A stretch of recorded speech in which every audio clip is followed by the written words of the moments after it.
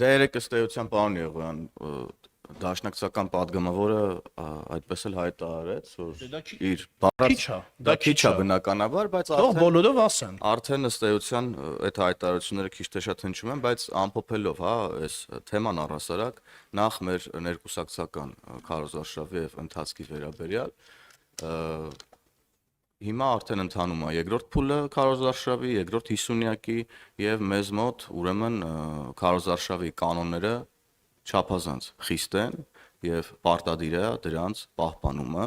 եւ հենց այդ կանոնների խախտման վերաբերյալ էլ վարչությունը կայացնում է որոշումներ, որովհետեւ մեզ մոտ ներքին կարգապահական հարցերը շատ խիստ են դրված։ Սա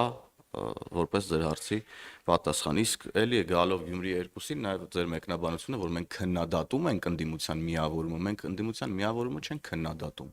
Մենք ուղղակի մեր քաղաքացիներին շատ պարզ եւ ուղիղ մեկնաբանում եւ պարզեցնում ենք, թե ինչ է անում ընդդիմությունը եւ ինչ տեխնոլոգիաների եւ ներողություն ֆոկուսների միջոցով է փորձում կրկին գողանալ, քվեն եւ վերավաճառել իրար միջև, խափելով ըստ էության ժողովրդին եւ խեղաթյուրելով ընտրական գործընթացն առհասարակ։ Շնորհակալ եմ։ Մի բան էլ ավելացնեմ, որը մեծապես կկրկնիմ նախորդ ասածը, բայց մի քիչ այլ անկյունից։ Խորհրդարանական երկրում մեկ ընտրությամբ ընտրվում են երկու մարմին, եթե կարելի է այսպես ասել,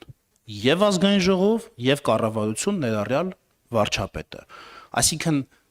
եթե շատ պարզեցնենք մեր խոսքը, խորհրդարանական ընտրությունները բացի խորհրդարանական ընտրություն լինելուց նաև վարչապետական ընտրություններ են։ Առաջվա նախագահական ընտրությունների նման, երբ ընտրվում է պետության ղեկավար։ Ուղղակի հիմա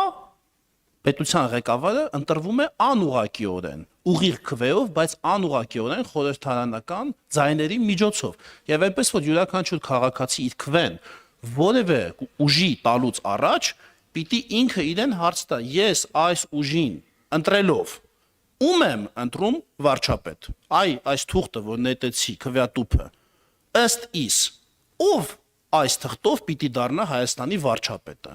Այս հարցը եթե իրենք իրենց տան, կարծում ամեն ինչ տեղը կընկնի։ Հավանիչ տեսանյութը եւ բաժանորդագրվիչ նորությունները բաց չթողնելու համար